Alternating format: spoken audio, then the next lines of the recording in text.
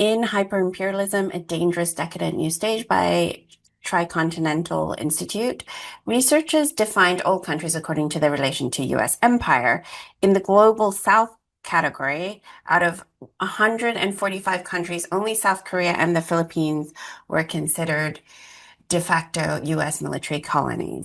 Japan, like you mentioned in JAUKUS, Japan is actually considered part of the imperial core, so the part of global north. That's why that's not included.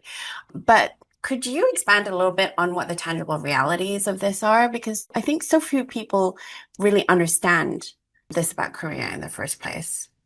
Yeah, thank you for bringing in the TriContinental study. If listeners have not had a chance to peruse it, I would highly recommend it. It's very well researched, very helpful, I think, in understanding the current global moment in terms of confrontation between the global north and south.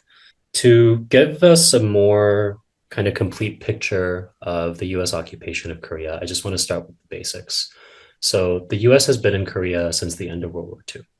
And what that means is that this is one of the longest running, most consistent US foreign occupations anywhere around the world. It's really only comparable to Japan and to some of the US presences in Europe. But the thing to note, of course, is that Korea was not a participant in World War II. Korea was a colony of Japan at the time. And yet it is the only country next to Germany which had partition imposed upon it as a result of World War II. But unlike Germany, Korea was not part of the Axis. It was not an aggressor in the war. And to this day, the US retains 62 military bases and about 28,500 of its troops in Korea. In addition to that, it holds wartime operational control of the military. What that means is that in times of war, the ROK or South Korea's military is not necessarily developing its own plans and implementing its own orders. It's actually taking those orders from the Pentagon. And as a result of that, there are deeply embedded joint command structures that exist in Korea that fuse together the militaries of South Korea and the United States. And all of these joint command structures are entirely US led. So, functionally, what this means is that South Korea's military is legally an appendage of the US military. And I think when you bring in the dimension of South Korea's mandatory conscription, you begin to see how insidious that is. South Korea has a mandatory conscription system for all males. And I think something that's very important to note is that it is really the only country in the US alliance network in the region that has this condition. And as a result of that, it also has the largest standing army of any US ally in the region. South Korea has something like 600,000 active duty troops at any given time and 3 million reserves.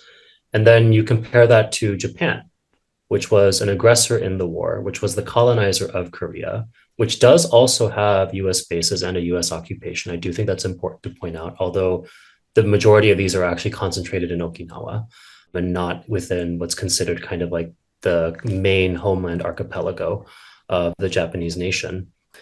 And Japan has also had this so-called peace constitution, which is beginning to fall apart, and Japan is being pushed to rearm and remilitarize. But functionally, what this means is that since the end of World War II, it's actually been the conscription of South Koreans that has provided the backbone of US military force in the region. And I think this is very important to understand in terms of grasping what TriContinental is pointing out in describing South Korea as a US military colony, because functionally it is operating as a colony, both in terms of the US military's access to land and its access to its people as cannon fodder as well. There was a recent statement made by the commander of US Forces Korea, General Xavier Brunson, and I think that he really just put the logic of how the US sees Korea in some of the clearest terms that I've seen in some time. So I actually want to read this quote aloud for everyone. He said, quote, "What immediately stood out to me as I looked at the map was this position of the Korean Peninsula. It's on the Asian continent, has a sizable US force posture, is inside the first island chain, and is the closest allied presence to Beijing. At night, from a satellite image, South Korea looks like an island or like a fixed aircraft carrier floating between Japan and mainland China in freedom's front yard." So I think there's a lot of terms that General Brunson uses there that are very instructive. He's referring to South Korea as an aircraft carrier, which, is really reducing the country to its military usage and the empire's capacity to exploit Korea's geography. And he also refers to not just Korea, but the entire region as so-called freedom's front yard, America's front yard. And that's exactly how they operate in this region. And listeners who are familiar with Latin America will also know that the US likes to call Latin America its backyard. So I guess, East Asia is and the Pacific are the front yard, Latin America is the backyard. The verdict is still out as to whether there are other side yards that the US is going to claim as well, but we'll see. But I think when you look at the conduct of the US military, you see that they operate with impunity, they operate with entitlement, and that's reflected even in very small things. I think one area where this becomes very clear is in the issue of military pollution. So the US has this massive military presence around the country. And like I mentioned, they also used to have a massive military base in Seoul itself. And in the 2000s, the city government of Seoul actually had to pay to remove nearly 2,000 tons of oil contaminated water right in the heart of the city, just underneath the soil. And I want to point out this is the municipal government of Seoul, the capital of the country, that is paying for this. It is not the US military. Seoul is not, the municipal government was not responsible for creating this polluted water. It was the United States. But there are many, many incidents just like this where the US dumps carcinogens into the soil, into the water. There have been cases found where the US was illegally and secretly burying drums of Agent Orange inside Korea. And in every single one of these cases, the US simply refuses to pay. It's all left up to South Korea to handle the cleanup. And of course, that comes out of the pockets of Korean workers who are additionally being exploited by multinationals that have a large presence of US capital in them as well.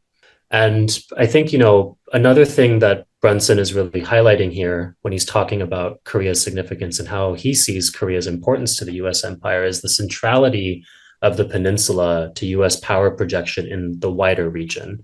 Something I like to point out is that if you take Northeast Asia, so let's define that as roughly from the Taiwan Strait up to the far eastern end of Russia. If you just draw that a big circle around that region, what you will find is that the Korean peninsula basically sits right in the center.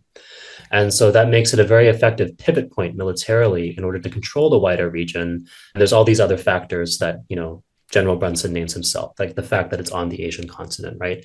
And so that's reflected in the type of occupation that you see in Korea as well. The largest base that the US has in the entire Indo-Pacific is located in Korea at Camp Humphreys. It's 3,500 US acres, which I believe is about 1,500 hectares for those metric listeners. And, this is just an absolutely massive military base that is unlike anything you'll see really in most parts of the world. Like, even by some statistics, it might actually be the largest US base outside of North America.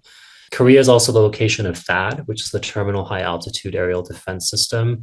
This is part of the US's missile shield architecture that protects its wider network of bases across the Pacific. And while, they like to say that THAAD is there to protect South Koreans from North Koreans, that's actually not true because the technology is designed to stop long-range projectiles, long-range missiles. You don't need long-range missiles in a war that's isolated to the Korean peninsula, right? So why do you need to block long-range missiles? It's to protect US cities. It's to protect US bases in Japan, in Guam, in, other parts of the Pacific, like in occupied Hawaii, right? And so I think that understanding that Korea is not just another country that the US is occupying, but it is actually a very strategic point that the US is occupying, helps us understand the stakes and helps us understand why the occupation looks the way it does and why the US is as invested as it is. And one last note I want to touch on is the human cost of all of this, right? We're now just a few days out from the 23rd anniversary of the deaths of Hyosun and Mison, who were two middle school girls that were run over by a US military vehicle during a war drill back in, I believe it was 2002. Yes. At the time, this sparked massive outrage in South Korea over the US military presence.